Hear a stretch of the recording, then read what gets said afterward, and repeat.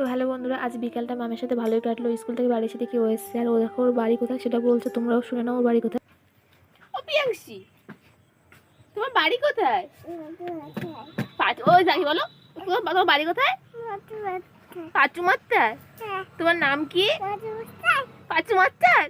তারপর দেখো টমি ও পিয়াংশির সাথে খেলা করার জন্য কি করছে, কিন্তু যেহেতু ও ছোট বোঝে না আর পিয়াংশিও ছোট, ওই জন্য দুজনকে একসাথে খেলা করতে দেওয়া হয় না, নাহলে দুজনের সাথে খেলা করতে প্রচুর হারে চাই, আমরাই দিই না।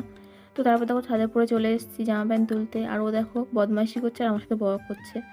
আর এইটুকু মেয়ে বলতে নেই, ওর এত মানে আউট নলেজ ধারণা করতে পারবে না, ও প্রচুর মানে ইয়ে না, ও জানে না এমন কিছু ওর কম আছে এইটুকু বয়সে। আর আমাদের গ্রামের আকাশটা দেখো, আজকে একটু মেঘলা মেঘলা করেছিল, আর গ্রামের প্রকৃতিটা সবসময় সুন্দর হয়, আলাদা কিছু বলার নেই, আমাদের গ্রামটা সবসময় সুন্দর। তো দেখো একটা ছাগল ব্যাপারী এসেছিলো আমাদের পাশের বাড়ি থেকে ছাগল কিনতে। তারপর মামার সাথে গেছিলাম একটু দোকানেও খাবার খাবে বলছিল, এই খাবারটা দেখো দোকানে গিয়ে দেখে এটাই খাবে। এসব খাবার যদিও বাচ্চাদের দেওয়া উচিত না, তবু ওর দোকানে গিয়ে এমনভাবে বায়না করছিল যে একটা কিনে দিয়েছি।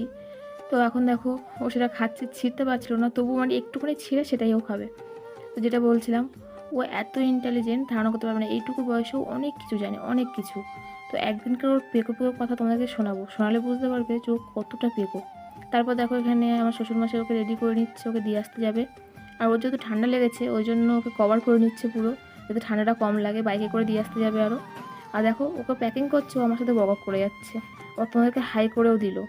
মানে এত বিচ্ছু ধারণা করার বাইরে, প্রচুর বিচ্ছু। তা দেখো এখানে বাবা মা এখন ওকে দিয়ে আসতে যাচ্ছে, বাবা বাইকটা বের করে নিয়েছে। আর ওর যাওয়ার কিন্তু একটু ইচ্ছে নেই, ওকে জোর করেই দিয়ে আসা হচ্ছে, না দিয়ে এসে উপায় নেই, ও রাতে থাকতে পারে না ওর মাকে ছাড়া, সারাদিন থেকে যাবে।